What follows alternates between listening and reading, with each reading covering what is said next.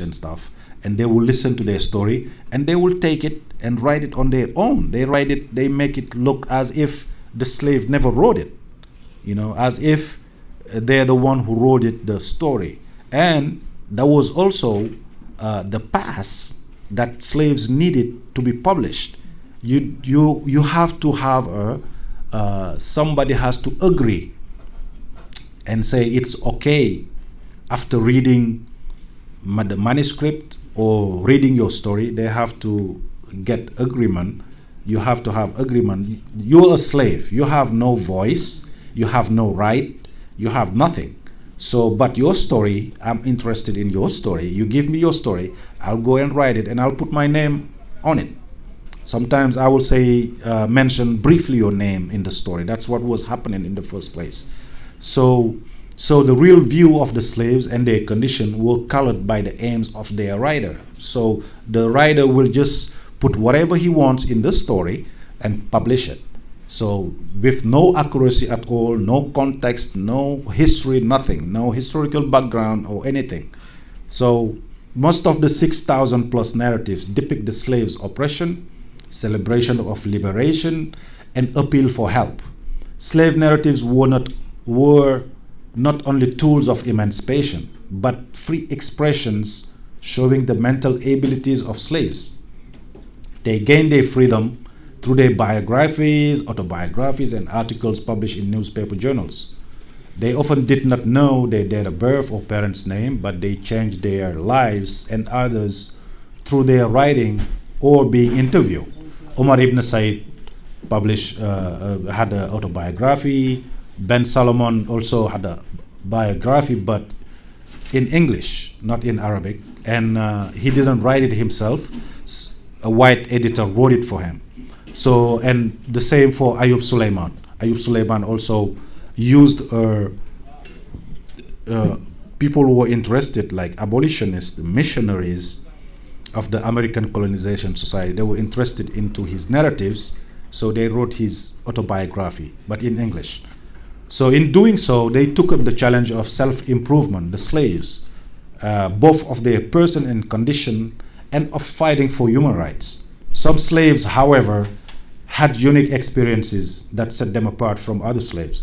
Those I just mentioned, those who were able to read and write in Arabic, and who had like exceptional skills and qualities, human qualities, and that were valued in the society. So that will like give you status, that will set you apart from the other slaves who were not as skillful as you are, or who were not as literate, or who were not even educated as you were educated. And all that come into play when the masters were treating their slaves. So they will bring all that into, they will take all that into consideration. So those slaves, most of them, they might have been born free men and sold into slavery, or have had more education than their slave masters. They were sold too. As you know, the first colonists here, the first settlers here, most of them, they were not educated at all. They knew, like, they have like little literacy so that they can read the Bible. That's it. After that, nothing else. Nothing else. So that's the only literacy was limited to their skill or capabilities of Bible reading. That's it.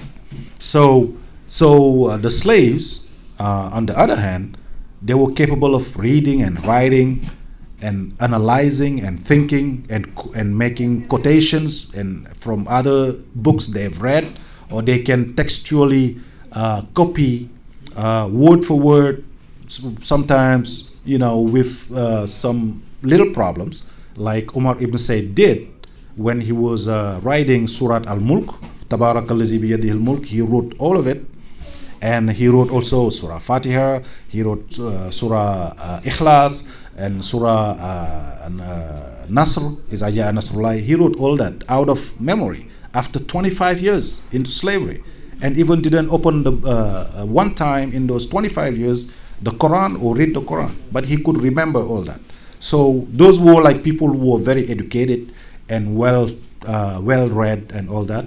And as you can see later, these people had the chance to be treated better than their other counterparts, other slaves, and they were given more freedom and more opportunity to to be as normal as white people, with maybe some little limitation and borderlines set for them, but they were free to move around and do whatever they want. So in many cases, such slaves were of Islamic faith, which was also another thing that people never mention. Those slaves, people never say they were like Muslims, they were of Islamic faith. So whatever good-natured or education or whatever positivity they may reflect from their behavior or attitude, it was from their Islamic education and rearing and background that they got it from. And of course, they're Africans, positive Africans, they were Africans, the values of their Africanity also was reflected. And sometimes even their identity was mistaken, because white people who don't know about Arabics or Africans being able to read Arabic, they will mistake them for Moroccans or Egyptians. Because remember, Morocco was the only country at this time, after the American Revolution. Morocco was the first to recognize the American revolutionaries, which was why Morocco has been one of the very first country to host American diplomacy and American diplomats, and they have a consulate in Morocco back then. So they will even Abdul Rahman, that we're gonna mention later, his story, he was mistaken for a Moroccan because he was able to read and write Arabic. So people believe he was from Morocco because they don't believe that Africans in Africa could read or write anything. They were not smart, intelligent. They were, like I said, not even worthy of getting education. So they were even able to write their native languages, because, as you know, the Wolofal, or the writing of the Wolof or Pular or Hausa, Kanuri, all those Islamized communities in Africa, they were able to write their own language using the Arab script. So that's what we call in Senegal Wolofal. Ajami, it's in the academia call it Ajami. Ajami is an Arab word that means foreigner, right? Mm-hmm. Foreigner. Anything that is not Arabic. Ajam. Yeah, you guys call it Ajam. We call it Wolofal in Senegal. If you go to Guinea, they write like their language in. If you go even to other countries in the Middle East, they use the Arabic letters to write their own languages. So Omar ibn Said also was able to do that. Abdul Rahman was able to do that. Abu Bakr al-Siddiq in Jamaica, he was able to do that also, to use Arabic, his own education in Islamic faith, education, his capabilities in Arabic to write, especially in the case of Abu Bakr al-Siddiq. He was the accountant of his boss. He used Arabic numbers, calculation, mathematics, because mathematics, to run the business of his of the plantation. He was the manager back then. He was we call it the slave head or driver. So he managed his plantation using his skills that he learned in Africa, in his home country, before being enslaved. So slave that could read promised needed aid in business transactions or overseers. So like I was just saying, they were used, those who could read and write. So mind you, we've been talking about knowledge, we've been talking about learning, we've been talking about education. Even like 300, 400 years ago, that could save your life.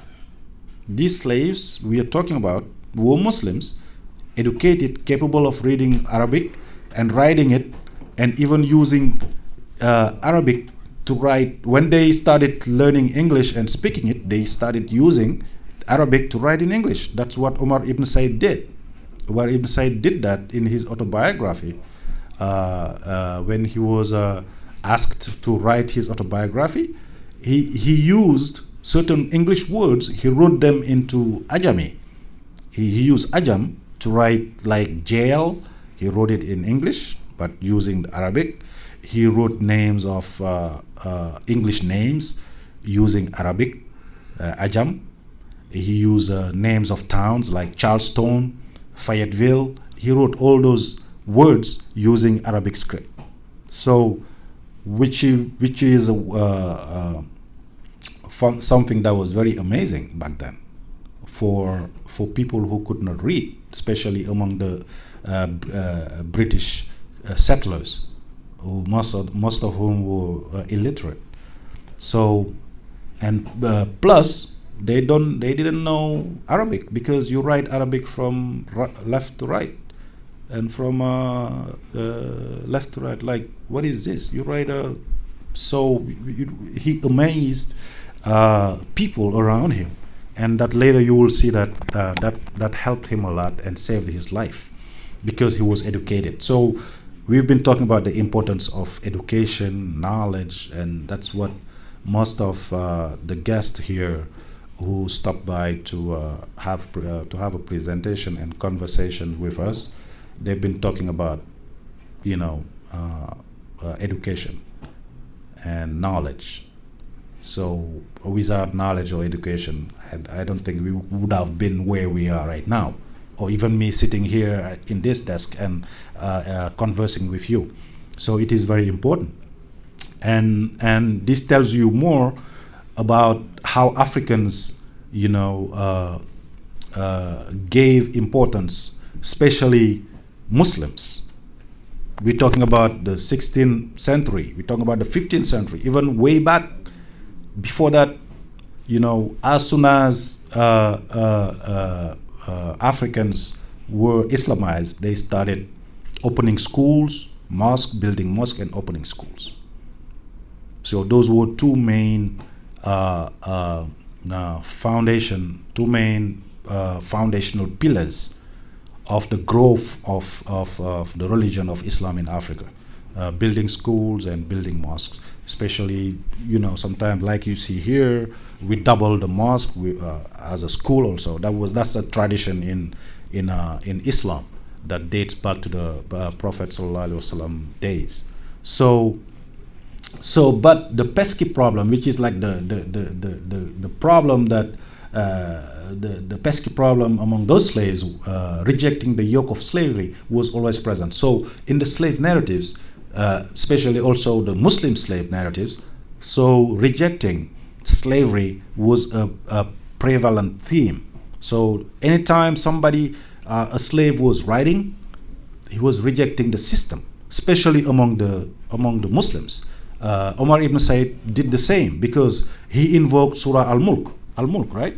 So in Surah Al-Mulk, you know what Surah Al-Mulk is about, extolling, like saying how the power, praising God is praising himself there, showing his power, his almightiness. And Omar ibn Said used the same surah, to tell to the white people, you have no power. Only God has power. He's the Almighty. He's Mulk. He's Rabbu Sama. He's the owner of the sky, of the earth. He owns me. He owns you. So you don't have no power. So that idea of rejecting the system of slavery was always present in the slave narratives, and in other slave narratives too. You will see that. So these slaves were more likely to develop a symbiotic relationship, where their social and physical existence would be greatly advanced. In general, Muslim slaves were not known to be violent. So the Muslim slaves were not known to be violent. Not everybody will agree with that, because there have been violence between brackets, rebellions I mentioned earlier in Hispaniola, were started by Wolofs, who were maybe some of them were not Muslims, but there were Muslims among them. There were Muslims among them, and along the year, it has been, of course, was documented because the slave shipment started in Senegal, mostly the coast of Senegal, and then it started going down all the way to Angola. So there were many Muslims, and as you know, there were the context in which Omar ibn Said was caught, was captured, was a context of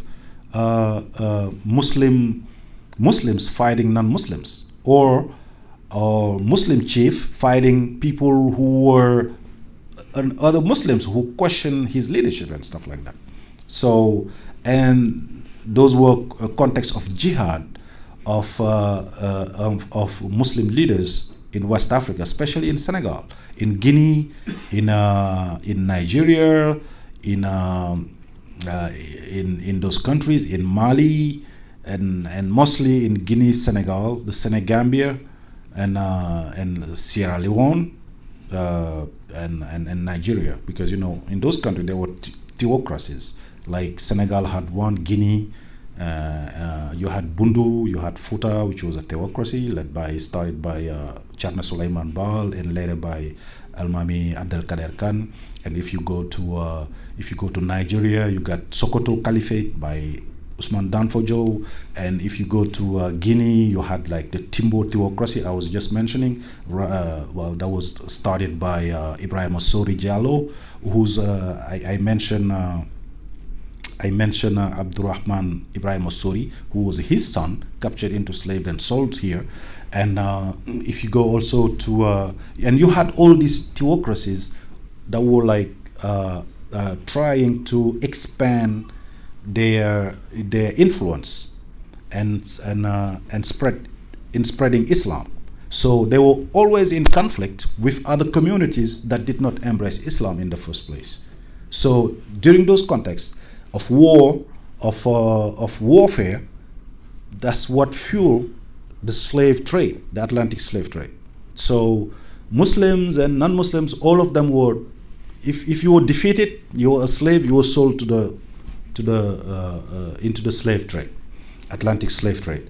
So mind you, they were like, and in the context of jihad, they were like educated, they were like imams, qadis, students, Hafiz al-Quran. Everybody was part of the army because you believe that you have to be part of this, and that reminds you of the days of the companion of the Prophet and of the Prophet himself when he started to spread Islam. But that was what they believe, that they have to be part of it, and it was like what mainly fueled the Atlantic slave trade, and it was a good business for the British, for the French people, for the Dutch, for the Portuguese and the Spanish, and later especially for the British and for the French. So their stories found in few dozen biographies and around 100 scattered newspaper and journal articles provide a glimpse into methods of accommodation and a first-hand of life of a Muslim slave in both the old and new world. So these first biographies of Muslims were giving the settlers here, not only the settlers, because they caught the interest of politicians, of ethnologists, of anthropologists, and many other administrators and especially the American Ethnological Society and the American Colonization Society, because Americans were trying also to spread Islam because remember that in 1822 Sierra Leone was created already, and Sierra Leone was like a outpost of the United States. That was like a country of the United States in Africa. So they wanted to spread Christianity in Africa through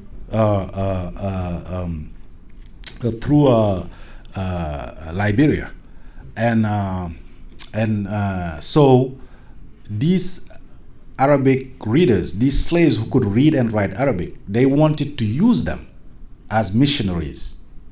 And they're Africans, so if they go there, they will be back in their homeland and among their people, so they can easily, spread the gospel and stuff like that. So mainly the American Colonization Society and ethnologists who were like researching about Africa, because the Americans, they didn't know a lot about Africans, so they wanted to know more about Africa, about the people, about the customs, about the religion, especially Islam, and things like that, so that they can further their expansion beyond America.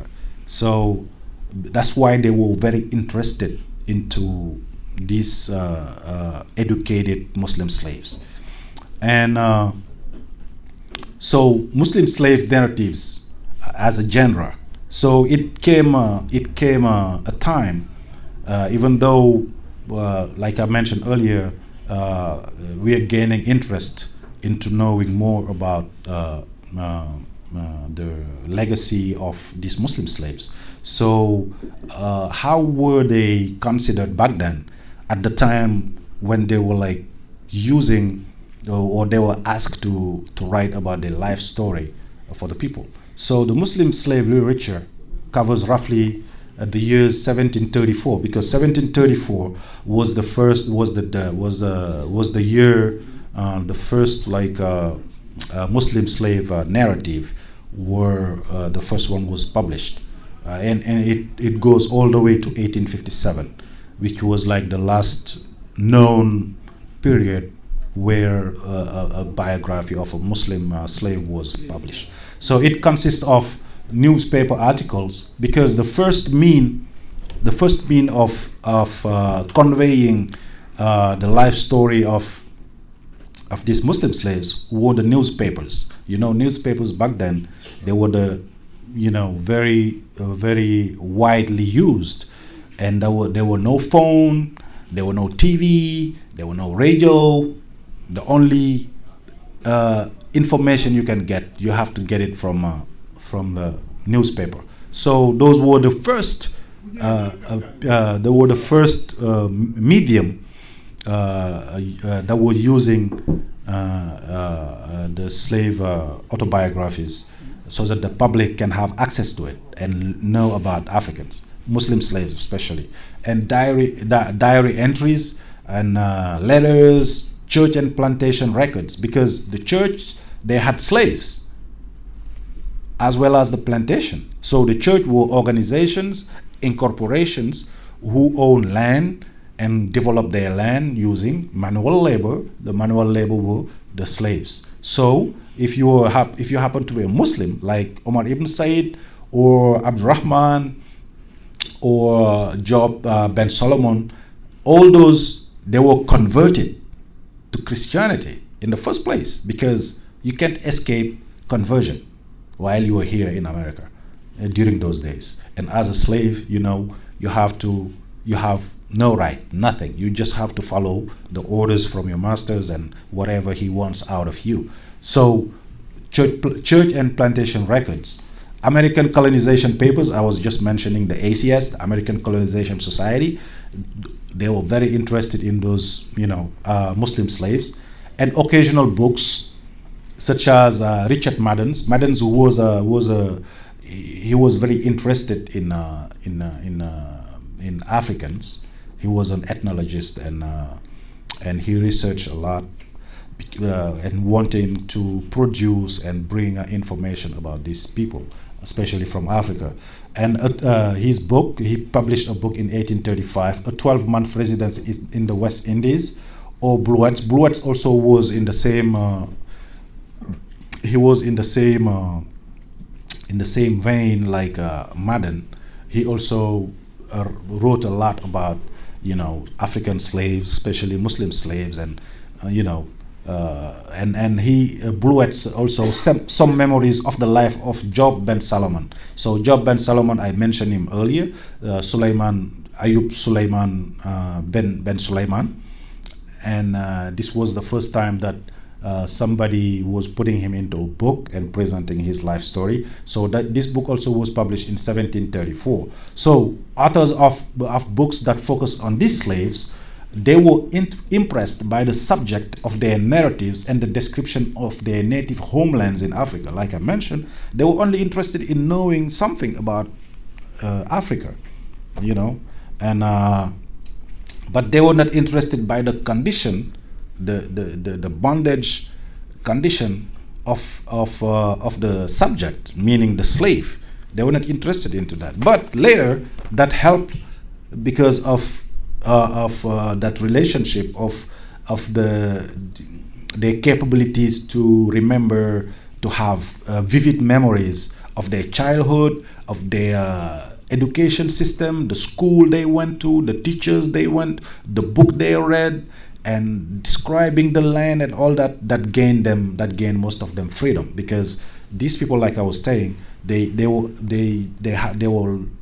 lucky enough to be educated, or fortunate enough to be educated, I would say, and that gave them freedom at a time when it was very hard to obtain freedom, like it was not a gift or it wasn't granted. So you had to earn freedom to be able to be free. But with their education, because they were educated, they were able to read, and that opened them many doors in colonial America. So their eye was on capturing the interest of the reading public. So they tried to give the story a journalistic flair. I was mentioning it earlier. They will just change the story, color it the way they want it, so that people who will read it will get interested in the stories of these people they are describing in their article. So in the case of Umar ibn Said, interest began when he escaped from slavery in South Carolina and was recaptured in North Carolina. So Umar ibn Said, he ran away. He was a runaway slave from South Carolina to North Carolina. He got caught in Fayetteville. So he landed as a slave and was bought in Charleston, South Carolina. But later he ran away and he was arrested in North Carolina and put into jail. So his story started right there when he got arrested. He was put into jail, but later people found out he could write Arabic. So he wrote on the wall protesting about him, like, I shouldn't be in jail, I'm a free man, stuff like that. So people saw the writing on the wall and they were like very amazed. Like, this man can write, this guy can write. And everybody, the whole city came to the jail to see this black man who was able to write. So that gained the sympathy. He gained the sympathy of everyone because he was able to write, and especially writing that nobody could understand or read but him. Okay, so beside Ayub Omar, Rahman, and Bilali, there were few Muslims that wrote in Arabic. Around 20 biographical sketches written in English also exist. Like I was mentioning, not all the Muslim slaves were capable of writing. This can be truly called the beginning of American Islamic English literature. So mind you, when this manuscript, resurfaced, especially Umar ibn Said's biography, by the way, it is now, since 2017, it is, excuse me, it is at the Library of the Congress, archived there. And it is digitalized, and it's going to be, it's online now. If you want to read it, if you go to the National Archives Library of the Congress, if you go to their website, you will see the whole translated version with, of course, the original manuscript of Umar ibn Said's autobiography. So it is there now. The Library of the Congress acquired it, and then put it online by digitalizing it. But these writings of these slaves were because there was no slave writing in Arabic. People didn't even know about them, about their existence. But later, they believe that this is American Islamic English literature. So we can consider that those Muslims were the one who started that, what is now what can be now considered as American Islamic English literature. So, but in Arabic, we would mention. So two other slaves that are otherwise unknown should be noted that wrote in Arabic. The first was in 1768, 2-page manuscript with the Fatiha, Surah 110, Surah Nas, Surah Falaq, and Surah Ikhlas. So the unknown author was a slave from Georgetown, South Carolina. Captain Davidson Anderson and William Brown Hudson preserved his manuscript. This Hudson also, he was a member of the American Ethnological Society, and the second was from the hand of an otherwise unknown writer named Cherno. He probably hailed from Guinea, because in Guinea, among the community in Guinea, Cherno means sering, like we call sering in Senegal. In Guinea, when you go in Guinea, they will call them Cherno among the Fula speaking people. In Senegal also you have a lot of Cherno. So, but this manuscript found also was written by a slave who wrote it, was named Cherno. It was also, Cherno also wrote Fatiha, and that Fatiha was even published by William Caruthers, who was also the editor of a journal, The Kentuckian, in New York here. So it was in 1834. That manuscript represents the first known printing of an Arabic manuscript in the United States. So that Cherno, the Fatiha written by that Cherno, was published in 1834, and it was the start, the beginning of African Islamic English literature, American Islamic English literature. So I'm gonna give a short life stories of the Muslims. Ayub Ben Suleiman, he was born around 1701 in Fouta Djallon and sold into slavery in 1732 in Maryland. But what is very peculiar with this guy, when he was in captivity in Maryland, he ran away. So he ran away, and then he was captured. But and when he was captured, people were asking him his name. So he didn't speak any English. So he said, Allah, Muhammad, Allah, Muhammad, Allah, Muhammad. That's all he was saying. When people were asking him his name, he was saying, Allah, Muhammad, Allah, Muhammad. And later, he was able to, within a year of his arrival, he was set free. He was free because he could read also or write. And what he said, what set him free was, he told to his captors, his masters, my dad, my father can ransom me. My father can pay money so that to buy my freedom. Yeah, that was allowed during slavery days. Slaves could buy their freedom if they had the means. Otherwise, you stay in bondage, in captivity for 20, 30 years, like Omar ibn Said or Abdurrahman. They were like in slavery for 30 years, for 25 years, 26 years, and they couldn't buy their freedom. But Ayub Suleiman, 1 year in slavery, he was free.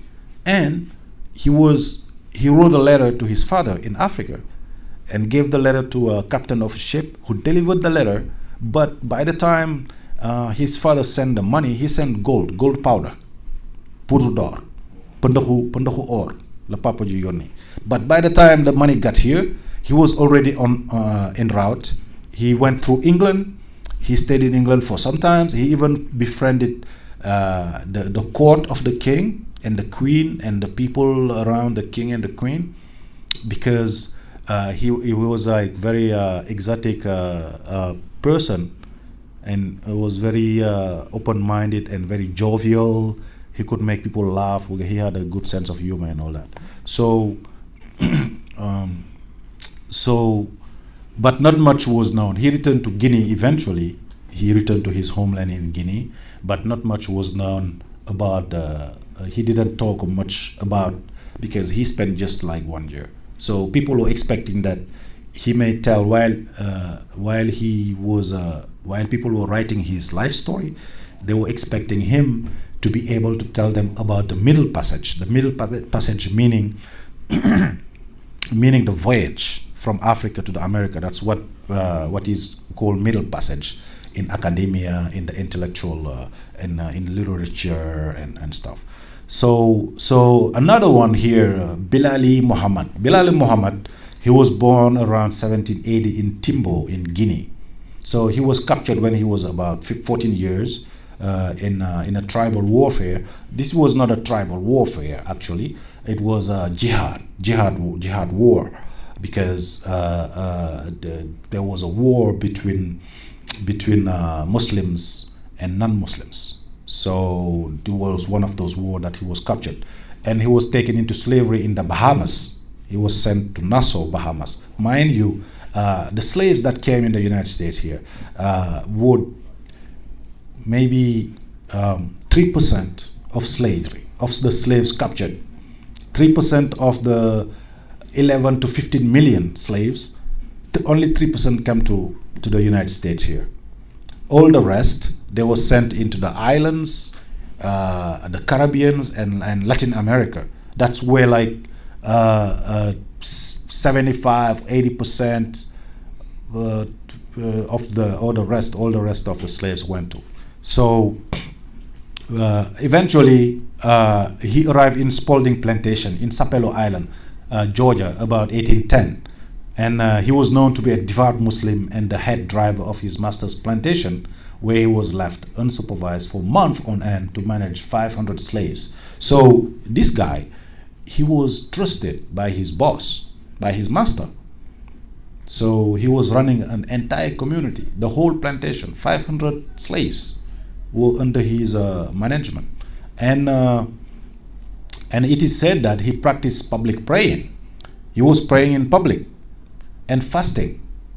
He fasted when Ramadan came. He will fast, despite ridicule and pressures to conform to the slave society. Because white people, they didn't want to see you praying or fasting or doing anything that is opposite or contrary to what they wanted the slaves to. They don't want them to be in religion, to assemble, to be in church, or to practice their religion or anything. They just want them to work like beasts of burden from dawn to dusk. That's it. That's all you do. You have nothing else to do. You can't do it. So, but Muhammad Bilali, he didn't care about all that. He was eager to express his faith, to practice his religion, and to pray on time or whatever. Even though he couldn't pray on time, they were praying and fasting and celebrating all the the Muslim festivals and holidays. So Bilali was a proud leader of men and equally proud leader of Islam. In the war of 1812 to 1813, the British failed to land in Sapelo Island. After the American Revolution, and the British, they still wanted to recapture some of the colonies they lost during the Revolution. So they were like constant war. They were in constant war with the Americans, whom they still considered as rebels, because they rebelled against the British Crown and took their independence. So in 1812, 1813, the British, they were going to land and recapture Sapelo Island. This Sapelo Island, they are in the Georgia, in the shore of Georgia, South Carolina, which is called Sapelo Island. Now, even there today, you have a community, a vibrant community, the Gala. You ever heard of the Gala? You heard of the Gala people? No? They're of African descent, and they still keep intact their African tradition. Even though there are like hotels and vacation spots over there in that area, they're still Africans. If you Google it, Gala, Gullah, the Gala, you will see them. And I remember when we launched the website here back in the years, like in 2008. I remember one day a Gala guy called me. That was the first time I was even here. That's what caught my interest about this community and started doing research. That happened that day, you know. So somebody called me. He was visiting some, I don't know. He just said, I was in your website and I saw the story of the man you're talking about. He's like my grandfather. That's the story of my grandfather. You know, he was caught from Africa and he was Muslim. You know, the Gala, he started explaining. I'm like, Gala, I never heard of them. Like, he told me, Google it. And then when I went home, I Googled it. And that's when I started really researching about Muslim slaves. So the Gala, they still live there in Sapelo Island in Georgia. So, and these were Muslims who established there. And this Bilal Muhammad maybe is the ancestor of some of those people still living there, because the British, they failed to come there because the plantation owner he asked Bilali to watch and guard and protect, you know, the plantation and everything in it. So, and he ran away.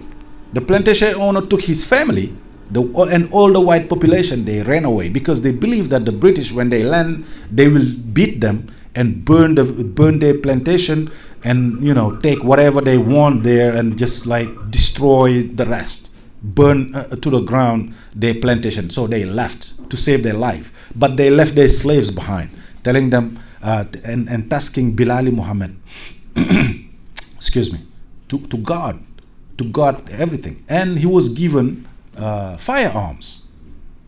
He was given firearms, which was very unusual because back then, during the Revolution, only the state of Georgia didn't allow slaves to participate in the revolution.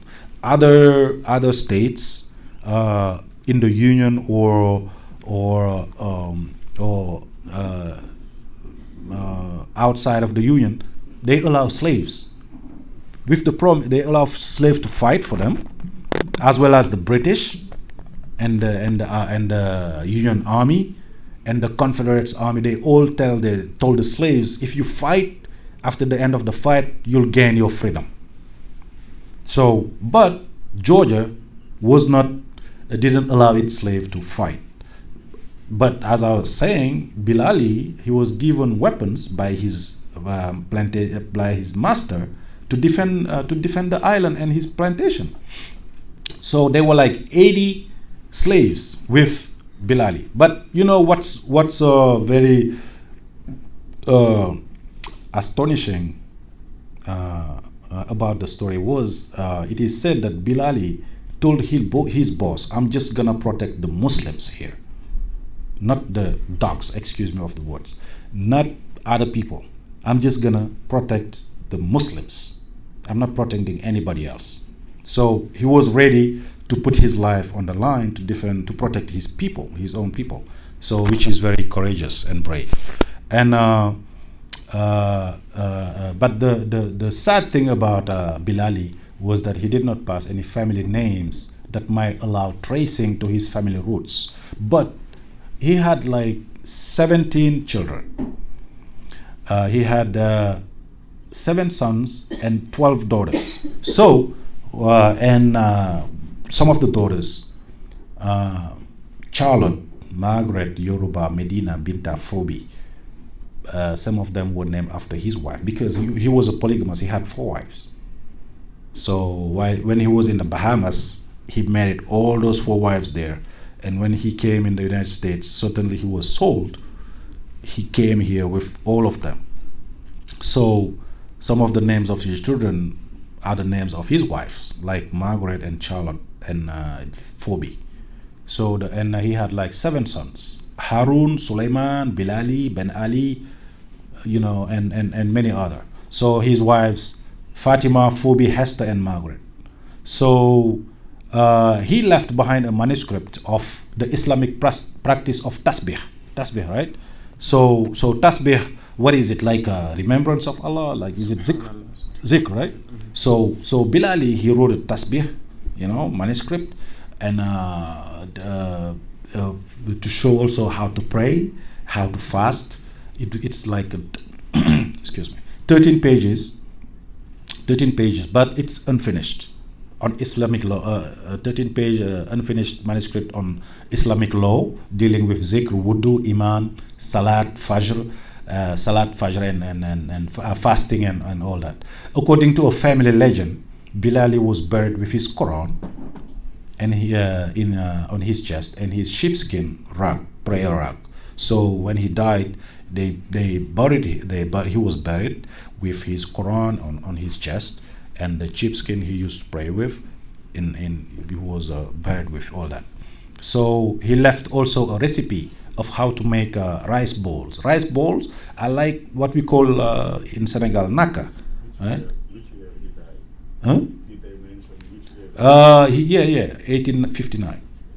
Yeah, he died in 1859, and he's buried over there in Sopey, inside the plantation. So back then they have no cemetery for slaves. If you die in a plantation, you were buried there in the plantation. And even the plantation owners, they were buried inside their plantation. There were no like public cemetery and stuff like that. So he left a recipe of how to make a naka, rice balls.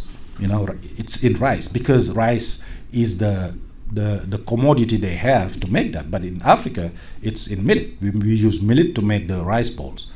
Which we really loved, like when people came from Mecca, or there was a wedding or a naming ceremony, we used to get naka, like this, like a bowl rice cake. It's a cake like made out of millet. But here they use rice, because rice was very accessible, and it was available. They even cultivate rice. So African names of African Islamic origin, words of African Islamic origin, in recent day Gala, like I was just mentioning, the Gala, African dialect spoken in the coastal Carolinas and Georgia. All right, so I'm gonna leave it there. Unfortunately, time is crunching. I didn't manage my time very well, so and hopefully I'll have another occasion to finish this presentation. By the way, I was very honored, and it was because I first started doing this presentation at Radio Murid, because I'm a co-host of Radio Murid, and during the Black History Month, I wanted to bring about the story of these people I was just talking about now. But I didn't have that much time for that, to develop and go deep into the details of their life stories and stuff.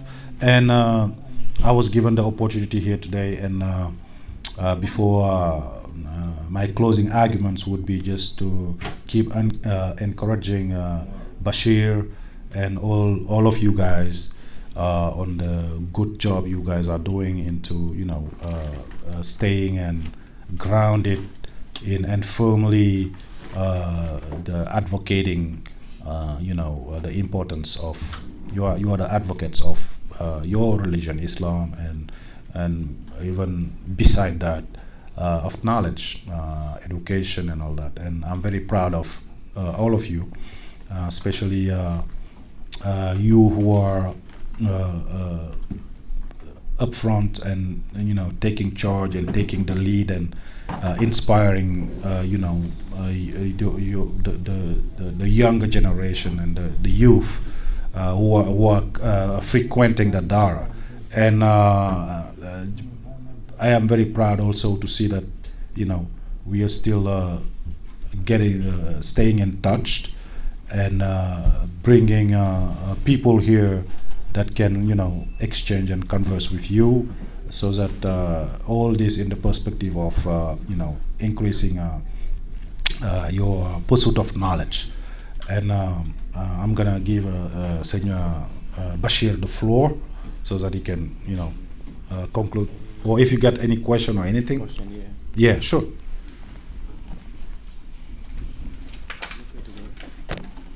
Any question? I have a question. Okay, sure. Those people you said are living, are they you just call them The Gala, the Gallon, yeah. the Gala, Gullah. They're from Georgia, right? Yeah, they live in that area. Georgia, Savannah, South Carolina. And they dress up like African. Yeah. People who usually go to markets and flea markets, travel in the States, they know those people. If you Google it. But they're Muslim, yeah, that's what Yeah, but not really now. It's not like now. I don't think they live. They live in the traditional setting of drill, singing, drumming, things of that nature. So, but they stay African because mind you, there was no corporate organization of Islam back then. These people were individual Islam people, Muslims who were brought here with their faith. They grew in that faith. They know it, so they keep practicing it. But their children, even if some of them had children, some don't. Some were married, some others were not married. So they were not able to transmit that Islamic faith to their children because this is Christian America. It wasn't easy. It was slavery. There was no freedom. So how can you build a mosque or build a Quranic school? No way. So these people, they just Try to hang on to. to their religion, to their faith. That's it. And after they die, that's it. Because their children, they had to fit in the modern society that they were living in. So, but others, they rejected still that lifestyle of European lifestyle and stuff, and kept their African roots. So, but still you can see in many of the cultures of those those areas, you will see Islam, like some of Islam, not like the faith or the religion, but you will see influences that came from Islam. You will see something, you say this is a Muslim practice, without a doubt. So, but some of them are Muslim too. Not all of them, but some of them are, because there was an interview of Ben Ali, he's called Muhammad Bilali. This man I'm talking about, his son was interviewed in 1930, and he was a Muslim, but he had a Muslim name, Ben Ali, or they call him Bilali also. He said that he said his father and his mother, his father and his mother told him that his grandparents, who were Bilali and his wife, they pray, and he told them how they were praying. They will dress up. They will put their white garb, scarf, put their skin and face east, and do what they have to do, even if it was not in an orthodox way like we do it like right now. But they hang to their religion, their faith. So Bashir, go I ahead. have a question. So you mentioned that Christopher Columbus and another Hernan Cortez. Yeah, they say that they mentioned that they saw mosques and minarets and stuff like that. So how did the first Muslims before Christopher Columbus or before slavery, how did they get there? Yeah, I was mentioning the expedition of Abu Bakr the first and the second. You remember, right? Yeah. So I was telling you about Ivan van Sertima, who theorized about those Africans who reached the shore of Latin America. So the islands, the Caribbean islands, those, if you are coming from Africa on a ship, you reach those islands before you reach the continent. You know that, right? Yeah. Okay, so those expedition, the first expedition, it is said, they did not return. So who knows where they went? Nobody know that if they capsized or if they lost in sea or they reached the shore. So where was that island? No. I'm talking about, it was Hispaniola. Actual Haiti and Dominican Republic, Hispaniola. Yeah. So, and it is he has demonstrated also in his book that there were like African presence in the Olmec civilization. Olmec civilization preceded was in somewhere in Central America, and there were like African artifacts and things of that nature that were left there, and he believed those were the from the crew of Abu Bakr the first and the second, because the brother went and didn't return, so the other brother Abu Bakr the second went to look after him, to try to rescue him, so they never returned. So it is believed that those guys with their crew, they disembarked, they reached the shore, so they mixed with the local population, the native Indians, and they spread Islam there.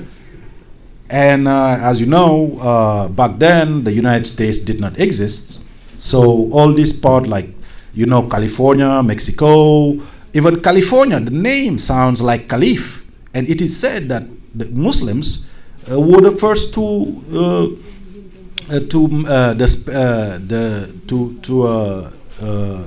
inspire. The name came from Caliph, California. So there are many marks and things left behind that attest of the presence of the Muslims. Like Hernan Cortes, he wrote it. Christopher Columbus, he wrote that also in his, when he arrived and he was like cruising along the shore, he saw on the hills, he saw people dressed like Muslims with caps, wearing caps, dressed like Muslims, and he said he saw minarets. He wrote that. So those are like archived in his diary, travel diaries, and it was revealed that they were there, and before even.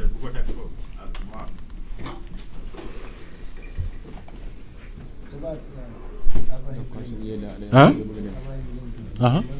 Huh? Abraham Lincoln? No, but he was a slave owner. Maybe he owned Muslim slaves. There were like many presidents of the United States, like George Washington. He was a slave owner. No, not Abraham Lincoln. No, sorry, Abraham Lincoln. He didn't own slave. So he's the one who liberated the slaves in the United States.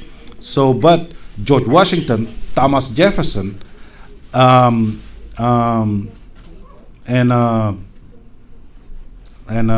James Madison, they were all from Virginia, and they Virginia, they were like they inherited the slaves from their parents or their wife, in the case of Thomas Jefferson. So my question is like about comme kii jaam yi bi ñu ñëw dañoo amoon ay location exemple ñu jógee Guinée amoon nañ ñu jógee West Africa amoon nañ foo xam ne fa lañ leen doon yóbbu mais ñu jógee yeneen pays amoon nañ fa leen leen doon yóbbu nga xam ne comme Sénégal ñi doon jógee Gorée amoon nañ foo xam ne fa lañ leen doon lokkee est-ce que xam nga si waaw parce que non amul woon location spécifique. xam nga ñi doon jàpp xam nga fu mu njëkkee portugais yi espagnol yi anglais yi français portugais espagnol yi ak hollandais yi, après anglais ak français yi ñoo mujj dugg ci loolu. Donc portugais espagnol yi ñoom xooluñu fu ñu doon leen jóg portugais fu ñu koy làkk Brésil non, donc ñoom ku ñu jàppoon rek Brésil nga jëm. Espagnol yi fu ñu leen di dégg ci Latin America bi yëpp ku ñu jàppoon, donc ñoom ci seeni colonie leen di yóbbu. ñoom d'ailleurs ñoom bëgguñu woon jullit espagnol yooyu parce que seen histoire ak jullit yi Espagne lu yàgg la dañoo bañ jullit ak yahuud yi sax même les juifs bëgguñu leen ñoom bëgguñu juif yi bëgguñu jullit donc bëgguñu woon ay wolof ci seen bopp sax wolof yi dañ ne woon dañ doon wax c'est-à-dire reenu Espagne bi Isabella da daan wax coloniste yi ak ñi daan yóbbu jaam yi ne leen bu leen indi benn jullit sunu colonie yi balaa ñu fay tasaare seen diine yooyu ñooñu ay chrétiens la ñu war a nekk waruñu nekk ay jullit donc voilà parce que xam nga Espagne jullit yi dañ fa yàgg dominer Espagne fa lañ jëlee nag mbañ googu ci islam ak lu koy nduróog lu koy kii donc aussi anglais yi c'est vrai que ñi daan am na nag ay ñoo xam ni lu mel ne Georgia bi ma wax ak South Carolina bi nga xam ne dañ fa daan bay ceeb dañ fa daan bay lu ñuy wax daay mooy li ñuy cuubee yére produit bi ñuy defaree cuub ak di ci pen kii yére yi mooy daay ak ceeb surtout am na ñu daan jàpp ay diggante Sierra Leone nag boor foofu noonu nga xam ñooñu ay baykatu ceeb lañ te xam nga ceeb boobu gars yi dañ ko jëlee foofu andi ko fi léegi nag xam nañ ne ñii ñooy baykatu ceeb yi fii waa côté bii ñoom mën nañu bay ceeb donc ñooñu dañ leen daan jàpp leen yóbbu ay South Carolina ay Georgia voilà ñoom ñooñu ñu doon bay ceeb bi nga daan dégg ay Uncle Ben's Sénégal par exemple xaw ma xam ngeen boobu ceeb boobu xaw ma Uncle Ben's wala ceebu Caroline da ngeen daan dégg ceebu Caroline te waaw Caroline mooy Carolina South Carolina bi la daan jóge donc esclave yooyu ñoo ko daan bay donc effectivement am na ci ñoo xam ne dañ leen daan jóbbu spécifiquement ci ay zone mais yeneen îles yi ngay gis ak yooyu bon ay suukar lañ fa daan bay wala tabac wala suukar surtout suukar bi quoi pon bi waaw pon léegi Amérique fii nag après moom wëteen bi ak ceeb ak yeneen yu ndaw ndawaan yooyu li ñu ëppoon li ñu leen jàpp 15% c'est-à-dire diggante Sénégal Guinée Nigéria un peu Mali parce que Mali moom ba jamono yooyu bon islam duggu fa woon noonu ba bi El Hadji Omar di ñëw di fa dem di ko yóbbu foofu ci Bandiagara ak yooyu conquérir yenn villes yi foofu mais avant kii wul woon quoi mais diggante Nigéria Sénégal Sénégambie bi surtout ay Bundu ay ñoom